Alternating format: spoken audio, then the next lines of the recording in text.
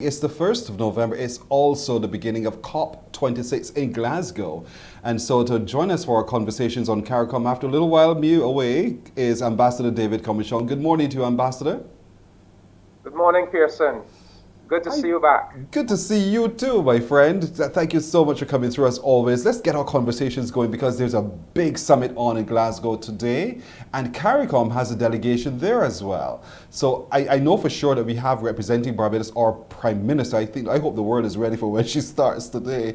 You know, our Prime Minister, Mia Amor-Motley. We also have Marsha Cadell and Ambassador Thompson there too. So who else is representing our voice at this big conference? Well, I think most of the CARICOM heads of government will be there. Vice President Barat Jagdeo of Guyana has been given overall responsibility for coordinating the CARICOM intervention in the conference. The conference is very, very important for CARICOM because we, of all people, we are the ones really on the front line of this climate crisis. Mm-hmm. You know, we are mainly small island developing states facing all of the consequences of global warming, the sea rise, the increasingly violent hurricanes, and you know, all the rest of it. So we have a big investment in this conference. It is my understanding that Prime Minister Motley will be one of the leading lead-off speakers in terms of the world leaders. Yes, so very important for us, Pearson. I think Barbadians need to be aware that a new consciousness is taking shape in the world, and to a large extent, our president is the person giving voice to it. And perhaps CARICOM can be seen as the midwife of it. But a sentiment is taking root that this world that we live in is too unjust, too unequal, and that countries like ours that have had, you know, we've had that history of enslavement, of being looted and plundered. Others developed themselves at our expense. We came to independence. We were given nothing at the time of independence. Now we live in a world where we have had to do this superhuman effort to pull ourselves up.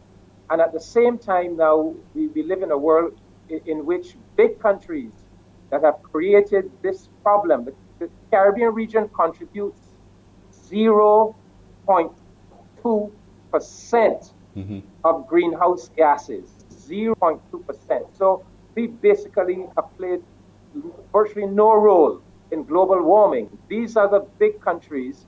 They are the main contributors. They have benefited from these big industries, developed their wealth with these big industries, and yet we are to be expected to deal with all of these negative effects on our own resources. Right. Well, it can't work. And now that we have had the COVID-19 pandemic, and the crisis that has brought, this COP26 is extremely important because it is bringing the world together at this very critical time. And we are going to use this to say to these, the CARICOM countries are going to use this to say to these big and wealthy nations that this cannot go on. We cannot be treated in this way. We cannot be deemed to be invisible. Our real needs really need to be attended to. So what are we asking for here? Are we asking? No, we're talking about reducing the amount of emissions into the atmosphere because we want to lower the temperatures. They're rising at a speed that we don't want. And if we use the example of what's happening over the volcano, the Canary Islands, we can see the smoke. Imagine what happens with those big industrial nations and what they are emitting into the atmosphere, how that then falls on us and it also rushes to our shores. So what are we asking these world leaders to do? Well, you know, the Intergovernmental Panel on Climate Change has said that this COP is perhaps the last opportunity to get it right, because you had the Paris Agreement about five years ago, And the big industrial countries that are causing the problem, they have made pledges to reduce their greenhouse gas emissions. But first of all, the pledges that they have made are not enough to keep the rise in the world's temperature to 1.5 degrees Celsius or less by the end of this century. So first of all, even what they have pledged is not enough. But in addition to that, the experts have said that they're not even honoring those pledges. And so the experts have said that, look, this is the last opportunity. So they must come to this conference. They must not only make enhanced pledges to reduce their greenhouse emissions, but they must stick to them. And that if that does not happen, we're gonna miss the boat. It's not going to be possible. Right now, the climate increase is at the level of 1.2%. This is 1.2 degrees Celsius above pre-industrial levels of the world's climate. So we are already well on our way. In fact, if nothing changes, it is estimated that the world's climate will increase to 2.7% by the end of this century. So that's the first thing, Pearson. We are going to use this COP to send a very strong message that this is expected of them. And you know, our viewers should know that we have something called the Caribbean Community Climate Change Center. This is our CARICOM institution that deals with all matters pertaining to climate change. So our CARICOM delegations are going to this conference well briefed by we call it the 5 Cs, the Caribbean Community Climate Change Center. So that's one. But secondly, we are also saying to them, Pearson, we did not cause this problem. You caused this problem, but we are the ones facing all the negative consequences. We therefore have to adapt to this new type of climate. We have to build more, resilient structures, more resilient to hurricanes. We have to protect our reefs. A whole host of things we have to do, and it costs money. So this adaptation that we need to do, you need to finance it, not us. We can't be expected to finance it when you are the one who put us in this quandary. Now, 5 years ago, Pearson, these industrial countries, they promised that by 2020, they will be making available to developing countries climate finance at the level of $100 billion per year. They have not met that target, right? They have not met that target. And in any case, the scientific experts are saying it is going to have to be more than $100 billion a year. In fact, you have to scale it up really to trillions. I mean, the problem is that intense. So we are going to be pressing them. First of all, you must deliver a minimum of that promised $100 billion a year. But secondly, a greater percentage of that money must come to adaptation.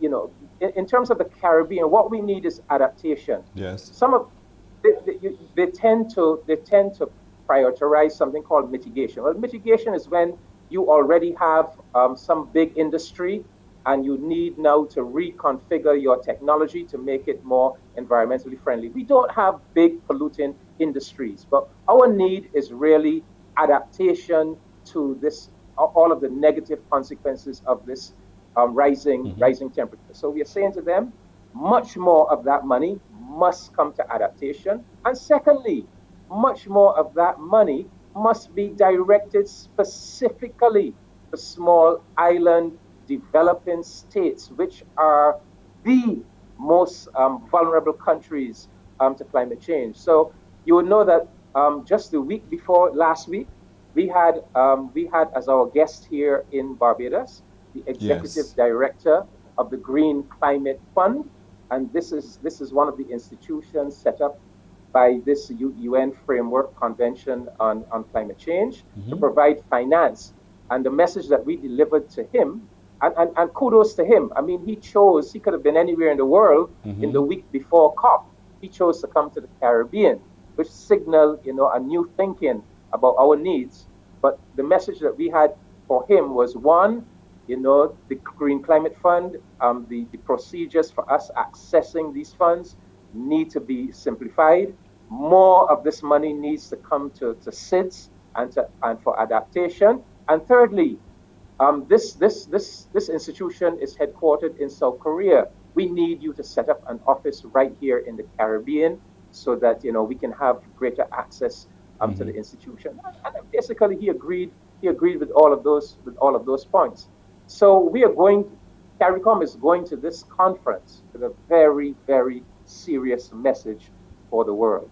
I know because in following the news as well, he did say that it was good for him to come see it himself so that he get a sense of not just reading words on paper, but to see how we've been impacted by this.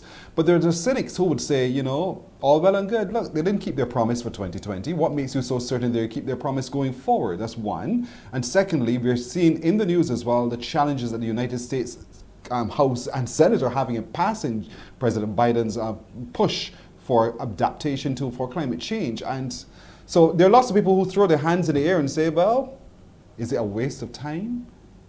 What do you say to that? No, no. Look, I think our people, we need to have this sense that something new is happening in this world. I could understand that cynicism even 3, 4, 5 years ago, Pearson, but something new there's a new consciousness taking hold in this world. We've seen it. We've seen it with the Black Lives Yes. Matter eruption.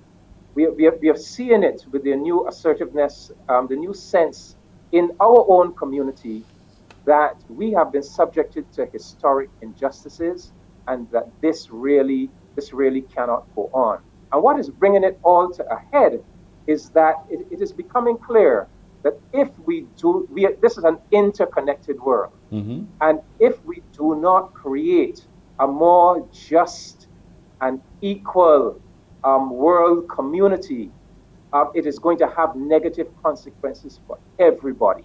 So if we do not come together to solve this issue of global warming, it is not only small island developing states that are going to suffer, but you too, you big United States and you big Europe, you are going to suffer as well. Mm-hmm. I mean, we will probably suffer first Mm-hmm. and initially and most, but the effects are coming home to you too. It's the same thing with the pandemic, with the vaccine. It is now beginning to dawn on some of these people. It makes no sense you hoarding the vaccine for yourself, inoculating your people, leaving the black and brown areas of the world unvaccinated, because all that is going to do is to ensure that new and more deadly variants emerge that are going to come back to haunt you, Europe, and you, Mm-hmm. North America, as well. So I think this new consciousness is taking shape, that there must be a reparative restructuring of this international economic and political order. We must have an ethical and just order, because the very future of mankind is at stake. And Mm-hmm. this COP is coming. This is the first COP since the COVID-19 pandemic. Yes. And we know how we have all suffered from this pandemic, the economic collapse that it brought, especially to the Caribbean. And we know that this is an opportunity. We know that the world has to build back from this pandemic.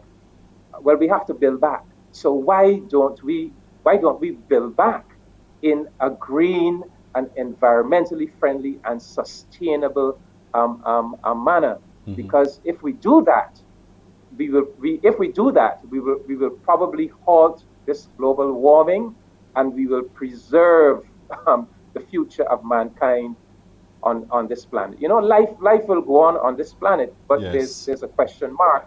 Will life go on in the form of human beings? It could go on in the form of some other some other species? Will it go on in the form of human beings?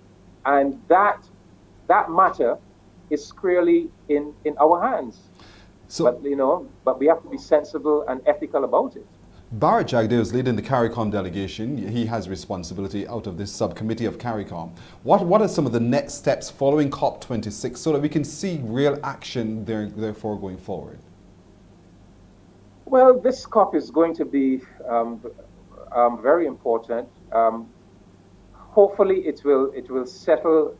It will bring to the fore countries giving new nationally determined contributions. This is where they make the pledges as to the limitation, how they're going to cut down on the quantity that they're going to cut down on their greenhouse gas emissions.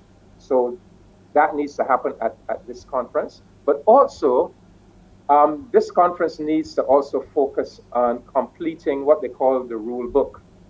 All of the rules and regulations and procedures to ensure accountability and transparency. So that has been lacking up to now. That has to be accomplished at this conference. And then the crucial issue for countries like the Caribbean countries,